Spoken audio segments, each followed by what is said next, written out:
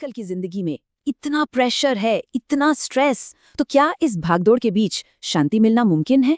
आज हम गीता के ज्ञान में इसी सवाल का जवाब ढूंढने की कोशिश करेंगे। चलिए साथ मिलकर इस सफर की शुरुआत करते हैं। तो सबसे पहले बात करते हैं एक ऐसी दुविधा की जो है तो हजारों साल पुरानी, लेकिन आज भी हम सबकी जिंदगी का एक बड़ा हिस्सा है। ये एक ऐसी उलझन है जिसे अर्जुन ने कुरुक्षेत्र के मैदान में महसूस किया था। अब जरा इस श्लोक को सुनिए, ये भगवद गीता से है। ये अर्जुन के शब्द हैं जो वो श्री कृष्ण से कह रहे हैं।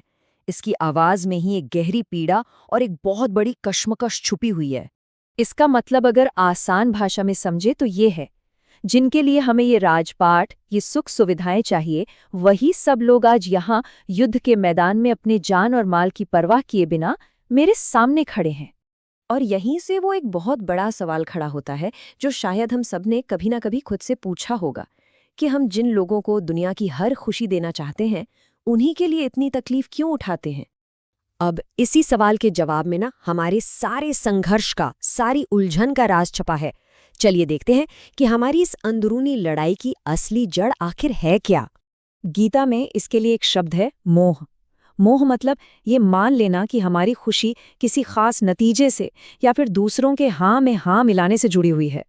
और सच पूछिए तो यही हमारे सारे स्ट्रेस और प्रेशर की असली वजह है।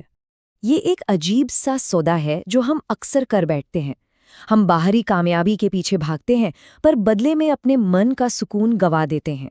हम चाहते हैं कि हर चीज हमारे कंट्रोल में हो, और इस कोशिश में अपनों से जो सच्चा जुड़ाव होता है उसे ही खो देते हैं। और उन्हें सब कुछ देने की जिद में हम उनके साथ अपना होना, अपनी मौजूदगी ही कुर्बान कर देते हैं। अच्छा, इस बात को ना एक छोटी सी कहानी से समझते हैं। आज के ज़माने की कहानी है जो हम में से कई लोगों को बिल्कुल अपनी सी लगेगी। सोचिए एक पिता के बारे में जिसका एक सपना था। सपना ये कि वो अपने परिवार को वो सब कुछ देगा जो उसे अपनी जिंदगी में कभी नहीं मिला। बहुत अच्छा सपना है ना? तो अपने सपने को पूरा करने के लिए वो दिन रात एक कर देता है। प्रमोशन, बोनस, टारगेट, इन सब के पीछे भागता रहता है। मतलब वो पैसे के लिए अपना वक्त बेच रहा था। पर फिर एक अजीब सी बात होने लगती है। वो जितना ज्यादा चीजें घर लाता है, जितना ज्यादा देता है, उतना ही उसे अपने ही घर में अकेलापन, एक अजनबीपन महसूस होने लगता है। तो आखिर में हुआ क्या?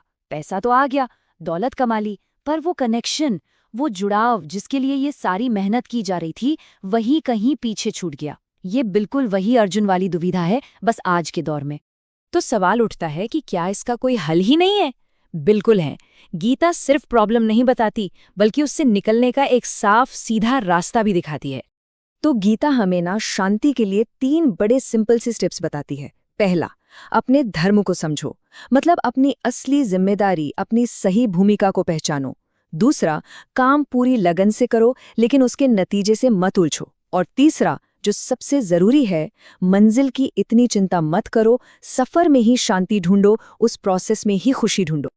अब अगर हम उस पिता की कहानी पर वापस लौटें तो इस सीख का क्या मतलब हुआ? मतलब ये कि असली खुशी सिर्फ चीजें देने में नहीं है, बल्कि उनके साथ होने में है, उनके साथ मौजूद रहने में है। उसका असली धर्म सिर्फ प्रोवाइडर बनना नहीं, बल्कि एक पिता बनना था।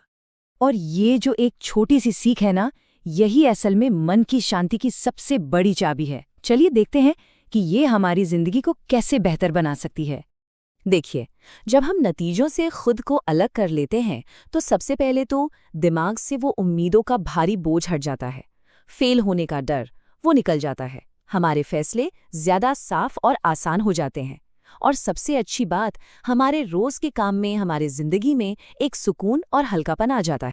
तो जाते जाते बस एक बात पर सोचते हैं कि असली सफलता ये नहीं कि हम अपनों के लिए क्या हासिल करते हैं।